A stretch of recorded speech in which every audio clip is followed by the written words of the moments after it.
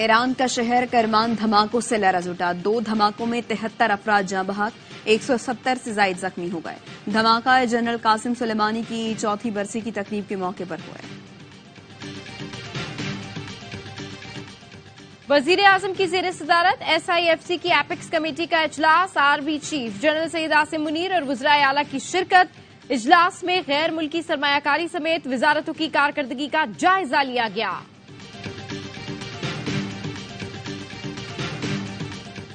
तहरीक इंसाफ से बल्ला फिर छिन गया। पेशावर हाईकोर्ट के सिंगल बेंच ने हुक्म इम्तना वापस ले लिया। इलेक्शन कमीशन का 22 दिसंबर का फैसला बहाल।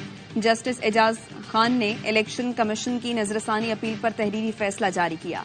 कहा गया है, इलेक्शन कमीशन वकील ने बताया, मरकजी फरीक को बगैर सुने हुक्म इम्तना जारी किया गया, जिससे दरखास्त गुजार को मिलने वाला उबूरी रिलीफ पूरे मुकदमे पर असरअंदाज हुआ। फरीकैन के दलाइल सुनने के बाद हाईकोर्ट हुक्म इम्तना वापस लेती है। दरखास्त गुजार के तहफुजात मरकजी दरखास्त में सुने जाएंगे। पेशावर हाईकोर्ट का डिविजनल बेंच PTI की दरखास्त पर 9 जनवरी को समाअत करेगा।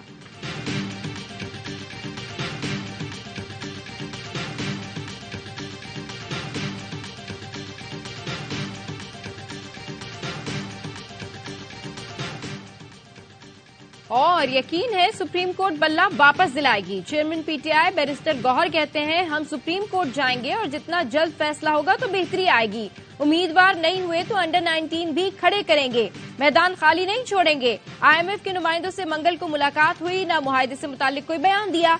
जिस अंदाज से बयान शाया किया गया वो गलत है। अगर शफाफ इलेक्शन ना हुए तो IMF मुआहदे समेत मईशत पर असर पड़ेगा। आपकी पूरी दरखास्त पढ़ ली, कोई एक वाज़ेह इल्जाम नहीं। आपने अदालत का बहुत वक्त ज़ाया किया। सुप्रीम कोर्ट क्यों आए हैं? एक फोरम मौजूद है, वहां क्यों नहीं जा रहे?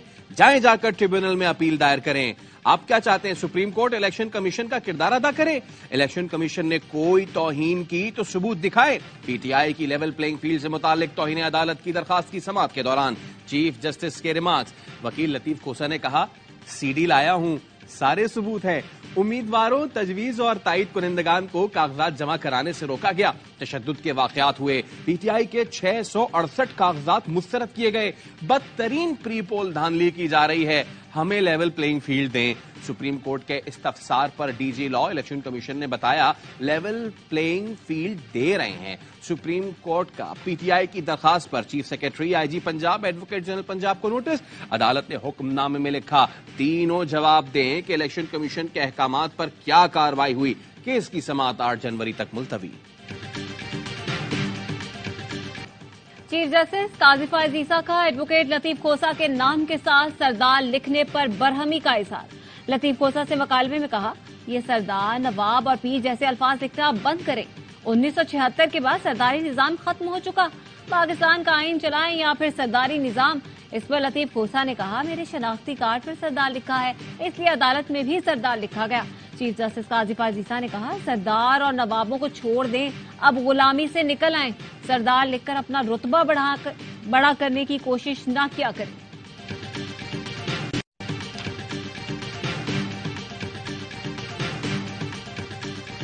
गजा फलस्तीनियों की सरजमीन है और रहेगी। अमरीका ने इस्राएली वज़रा की जानिब से फलस्तीनियों को गजा से निकल जाने के बयान की मुज़म्मत कर दी। अमरीकी महकमा खारजा के तर्जुमान मैथ्यू मिलर का कहना है, फलस्तीनियों की सरजमीन के खिलाफ इस्राएली वज़रा के बयानात इश्तियाल अंगेज और गैर जिम्मेदाराना है। इसराइल अमरीका के झंडे का कोई सितारा नहीं, अपने मवाद के मुताबिक फैसला करेंगे। इसराइल को शिकस्त का खौफ सताने लगा। इसराइली वजीर दिफा का कहना है, गजा जंग ना जीती तो मशरिक़े वस्ता से हमारा वजूद खत्म हो जाएगा। इसराइल का बैरूत पर ड्रोन हमला। हमास के नायब सरबराह सालेह अल अरवी 4 साथियों समेत शहीद। सालेह अल अरवी का शुमार तूफान उल अक्सा के मंसूबा साजों में होता था। वो इसराइल की हिट लिस्ट में पहले नंबर पर थे। शहीदों में अल कसाम ब्रिगेड के कमांडर्स सुमैर फाइंदी और अबू उमैर भी शामिल। हिजबुल्लाह का हमास के नायब सरबराह की शहादत का बदला लेने का ऐलान। लेबनान की सरहद पर मुतादिद इसराइली फौजियों को हलाक कर दिया। सहूनी फौज के गजा में 30 से जायद मुकामात पर हमले। 24 घंटे के दौरान मजीद 200 से जायद फलस्तीनी शहीद। शोहदा की मजमूई तादाद 22,815 हो गई। 57,000 के करीब जख्मी। पाकिस्तान में कोरोना के केसेस की शरह 1% से भी कम है। लोगों के बीमार होने का सबब इन्फ्लुएंजा की वबा है। कौमी इदारा सेहत का कहना है पाकिस्तान में इन्फ्लुएंजा की वैक्सीन दस्तयाब नहीं। एंटीबायोटिक अद्वियात हरगिज इस्तेमाल न करें। इन्फ्लुएंजा से बचने के लिए मास्क का इस्तेमाल करें। हाथों को बार बार धोएं।